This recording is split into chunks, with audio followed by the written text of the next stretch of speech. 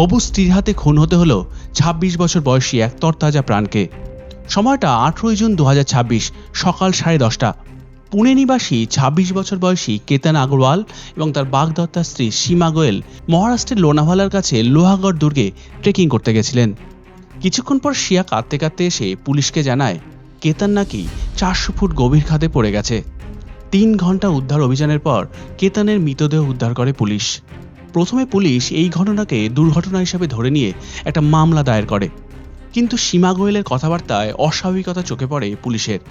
কিন্তু এই ঘটনার তদন্ত যত এগোতে থাকে পুলিশের কাছে ব্যাপারটা ততটাই স্পষ্ট হয়ে যায়।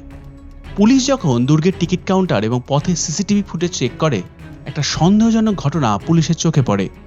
সিসিটিভি ফুটেজে দেখা যায় লোহাগড় দুর্গে কেতন ও শিয়াকে অনুসরণ করে এক হুডি পরা ব্যক্তি তাদেরকে ফলো করছে। পুলিশি তদন্তে জানা যায় এই ব্যক্তির নাম ছিল চেতন চৌধুরী, আর এই চেতন হলো শিয়ার বয়ফ্রেন্ড। পুলিশের অনুমান কেতন যখন ছবি তোলার জন্য বা দুর্গটি দেখার জন্য একটু দাঁড়ায়, তখন সেখানে আগে থেকে উপস্থিত থাকা শিয়া ও চেতন তাকে ধাক্কা দিয়ে ওই গভীর খাতে ফেলে দেয়। পুলিশের দাবি চেতনের সঙ্গে শিয়ার সম্পর্ক এবং কেতনের সঙ্গে বিয়েতে অনিচ্ছাই ছিল এই খুনের মূল কারণ। শিয়া ও চেতনকে পুলিশ গ্রেপ্তার করেছে।